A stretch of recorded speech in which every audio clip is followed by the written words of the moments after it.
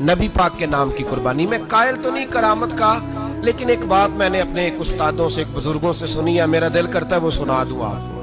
اور بزرگوں کا قول ہے اصل رنگ جو میں عرض کر رہا ہوں اسی رنگ میں اس کو رکھیے گا، اور جس حد تک میں بات کر رہا ہوں اسی حد تک رکھیے گا. اب ہر آدمی کے پاس موبائل ہوتا ہے، فوراً بات ریکارڈ ہوتی ہے، فوراً میڈیا پہ جاتی ہے، فوراً لوگ کمنٹس کرتے ہیں. تو بھائی جس حد تک سناؤں اسی حد تک رکھیے گا. میرے ایک بزرگ فرمایا کرتے ہیں کہ نبی پاک کے نام کا جانور ذبح کرو اور وہ گوشت اس آدمی کو کھلاؤ جس کا حافظہ کمزور ہے، اللہ اسے وسیع حافظہ عطا فرمائے گا.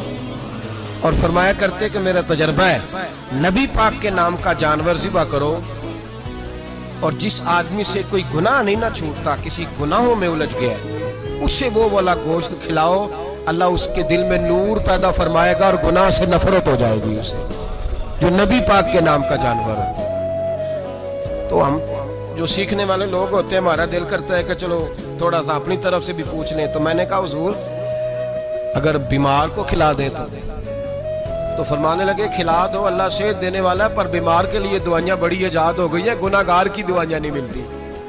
بیماروں کی دوائیاں بڑی ہیں، گناہ گاروں کی نہیں ملتی. گناہ گار کو کھلاؤ، اس لیے کہ جو چیز مصطفیٰ کے نام سے منسوب ہو جاتی ہے رب اس کی بڑی قدر فرماتا ہے.